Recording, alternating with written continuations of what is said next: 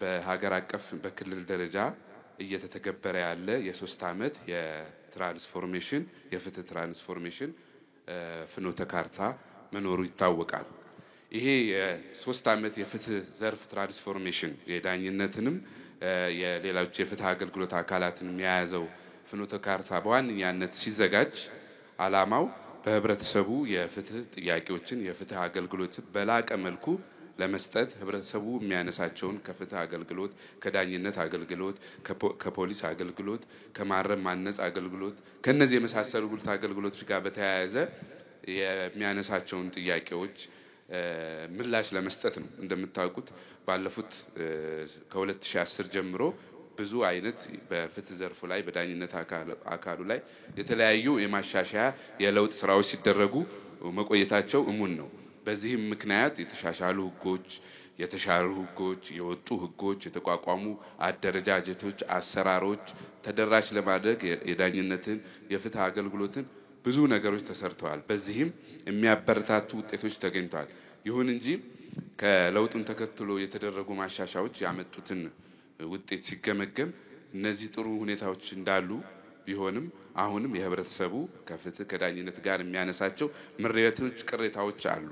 እነዚህ እንደናቸው በማለት ነቅሰው ወጥተው የህብረተሰቡን ምሬታና ቅሬት ለመፍታት የ3 ዓመት የፍትህ ትራንስፎርሜሽን ፍኖተ ካርታ ተዘጋጅቶ በፌደራል በክልል እየተተገበረ ይገኛል። በዋነኛነት ይሄ የፍኖተ ካርታ በፌደራል ደረጃ በህዝብ ተወካዮች ምክር ቤት አፈ ጉባኤ በክልል ደረጃ እንዲሁም በየክልሉ ምክር ቤቶች አፈ ጉባኤን አስፈጻሚውን ባለበት የተከወነ ወደ 2 ዓመት አልፎታል።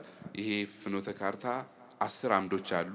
ከ10ሩ አምዶች ዋንኛው አምድ ብዙ ውጤቶችም ያገኘንበት በዛሬው መድረክ የምንነጋገርበት የመሰረት ማህበረሰብ ፍትህ አገልግሎት ነው። ይሄንን አምድ በዚህ ትራንስፎርሜሽን ውስጥ እቅዱ ሲገባ ጥናትን መሰረት ያደረገ ነው። በሀገር ውስጥ ከውጭም በአጠቃላይ በተሰራ ጥናት ህብረተሰቡ የፍትህ የማግኘት መብቱን ፍትህ የማግኘት ፍላጎቱን የሚያረካባቸው ምላሽ የሚሰጥባቸው የተለያዩ መንገዶች አሉ። እንደሚታወቀው የመሰረተ ማህበረሰብ ፍትህ ስንል ከሌላው የፍትህ አይነት የሚለየው ዋና ትኩረቱ ግቡም አስኳሉ ማህበረሰቡ ነው። አደረጃጀት አሰራር የሚባለውን አይደለም ዋንኛነት ትኩረት አድርጎ የሚወስደው። በዋንኛነት ማዕከሉ ህብረተሰቡ ፍትህን ለማግኘት የሚጠቀምበት ሁኔታ የሚጠቀምበት አካሄድ የሚቀበለው ሁኔታ ነው። ስለዚህ ህብረተሰብን ማዕከል ያደረገ ፍትህ አገልግሎት መስጠት አለብን። በዚህም ተደራሽ ቀልጣፋ ተአማኒ ያለው ማህበረሰቡ የሚቀበለው የሚያከብረው የፍትህ ስርዓትን መዘርጋት አለብን የሚለውን ታሳቢ ማድረግ የህብረተሰቡንም ፍላጎት የህብረተሰቡንም ጥያቄ ምላሽ ለመስጠት በማሰብ የተቀረጸ ነው።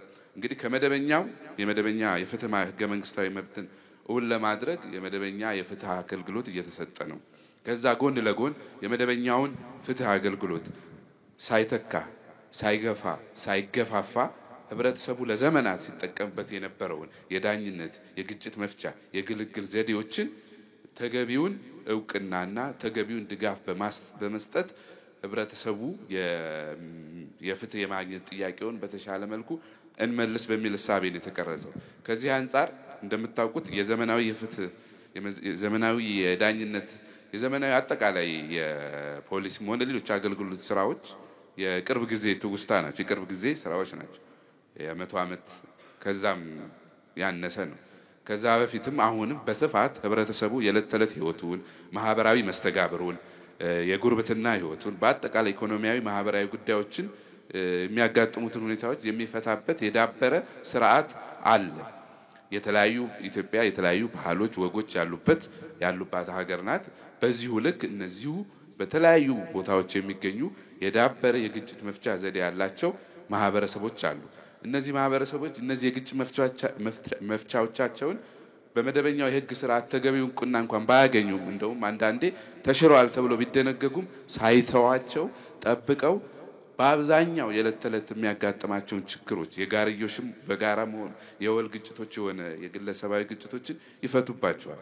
በጥናቶችም እንደተለየው ምንድነው በየቀኑ የሚያጋጥሙ የህግ ሌጋል ፕሮብሌምስ አሉ፣ ችግሮች አሉ።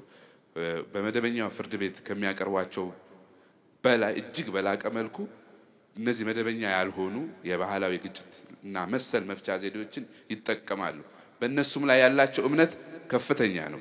ይሄ በዓለም አቀፍ ደረጃ ጥራታቸውን በጠበቁ ጥናቶች የተለዩ እኛም ባስጠናናቸው የተለዩ ናቸው። ስለዚህ የህብረተሰቡን ጥያቄ የመመለስ ህገ መንግስታዊ ኃላፊነትም ግዴታም አለ። በዚህ ምክንያት ነው የመሰረተ ማህበረሰብ ስርዓት ከጥናት ባለፈ መልኩ በተግባር ስራ ተሰርቶ ላለፉት 2 ዓመታት በጣም አበረታች ውጤት የተገኘው። ይህንንም ስላችሁ በተጨባጭ 9 ክልሎች የድሬዳዋ አስተዳደርን ጨምሮ ህግ አውጥተዋል። የኦሮሚያ ክልል ቀደም ብሎ ነው ህጉን ያወጣው። ለዚህም የኤክስፐሪመንት ለዚህም የመሰረተ ፍትህ አምድ በሀገር አቀፍም በክልልም ተግባራዊ ለመሆን የራሱን የሆነ ተምሳሌታዊ የሆነ አበርክቶት አስተዋጽኦ አድርጓል። ከኦሮሚያ የአተገባበር የተለያዩ ነገሮችንም ክልሎችም በፌደራል ሌቭልም ትምህርቶች ተወስደዋል። ድክመቶቹንም ጥንካሬውን ተለይተው ጥናትም ተሰርተዋል። በአመት ወደ ግማሽ ሚሊዮን የሚሆኑ ኬዞች እየታዩ ውሳኔ እያገኙ ነው። እንግዲህ እዚህ በኋላ በዝርዝር ታያቻላችሁ። በተለይ ማህበረሰቡ ለምንድነው የነዚህ ባህላዊ ግጭት መፍቻ ዘዴዎችን የሚጠቀማቸው፣ ለምንድነው ወደዚህ ሞር የሚሄደው የሚሉትን ነገሮች በስፋት በዝርዝር እናያለን። ግን በተጨባጭ መሬት ላይ ያለው እውነታ ምንድነው? እነዚህ የግጭት መፍቻ ዘዴዎች፣ እነዚህ ባህላዊ ዳኝነት ዘዴዎች ወይም ስርዓቶች ተቀባይነታቸው አገልግሎታቸው ከፍተኛ ነው። በማህበረሰቡ በጣም ከፍተኛ ነው። በሁሉም ክልል ጥናት ተደርጓል። በአማካይ በአቨሬጅ 85 እና ከዛ በላይ ነው። በየትኛው አካል ብትዳኙ እንዴት ነው የምትቀበሏቸው፣ እንዴት ነው አገልግሎታቸው ሲባል የሚሰጡት ምላሽ። ይህ ሲባል ግን ሁሉም ነገር አልጋ ባልጋ ነው፣ ሁሉም ነገር ትክክል ነው ማለት አይደለም። እንደ ህግ እንደ መንግስትም እንደ ማህበረሰብም መሰረታዊው የዜጎች ህገ መንግስታዊ መብት ኮንሰንት ወይም ፍቃድ፣ እኩልነት የመሳሰሉት ጉዳዮች ላይ የጾታ እኩልነት የመሳሰሉት ጉዳዮች ላይ አንዳንድ ክፍተቶች ሊኖሩ ይችላሉ፣ የታዩም አሉ። ከዚህ አንፃር ህገ መንግስቱን የማክበርና የማስከበር የሰብአዊ መብትን በተመለከተ የጾታን እኩልነትን ለማስከበር በተወሰነ መልኩ እነዚህን ጉዳዮች አድሬስ ለማድረግ የሞዴል ህግም ተዘጋጅቶ በመነጋገር አብዛኛው የወጡት ህጎች ይህንን ታሳቢ ያደረጉ ናቸው። የመንግስት ዓላማ እነዚህን የባህላዊ ግጭት መፍቻ ዘዴዎችን ገብቶ ሬጉሌት ማድረግ ሳይሆን እንዲያብቡ ምቹ ሁኔታ እንዲፈጠርላቸው የበለጠ የፍትህ አገልግሎት እንዲያገዙ ማድረግ ነው። ከዚህ አንፃር የተለያዩ ድጋፎችን አድርገን እንዳልኳችሁ ክልሎች ህግ አውጥተዋል። ስራም የጀመሩ አሉ። የደቡብ ምዕራብ ኢትዮጵያ ሌሎችም እንደዚሁ የአማራም ክልል ሌሎቹ ህጉን አውጥተው ወደ መተግበር ላይ ነው ያሉት። ያላወጡም አሉ።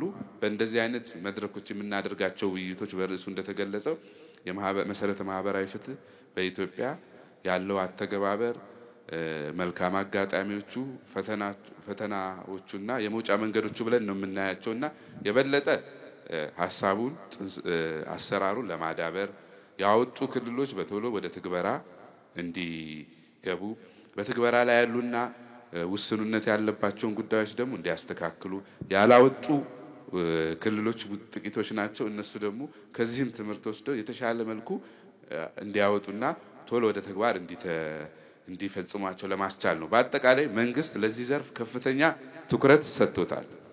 ይህንንም የምናየው ክቡር የኢፌዴሪ ፕሬዝዳንት በህዝብ ተወካዮች ምክር ቤትና በፌዴሬሽን ምክር ቤት የጋራ መክፈቻ ስብሰባ ላይ እንዳሉት የባህላዊ የፍትህ ስርዓቶችን መንግስት እንደሚደግፍ እንደሚያበረታታ በግልጽ ተቀምጧል።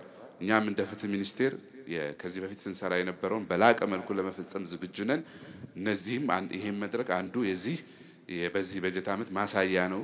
ይሄን አጠናክረን እንቀጥላለን። ዋናው የጉዳይ ባለቤቶች ክልሎች ናቸው።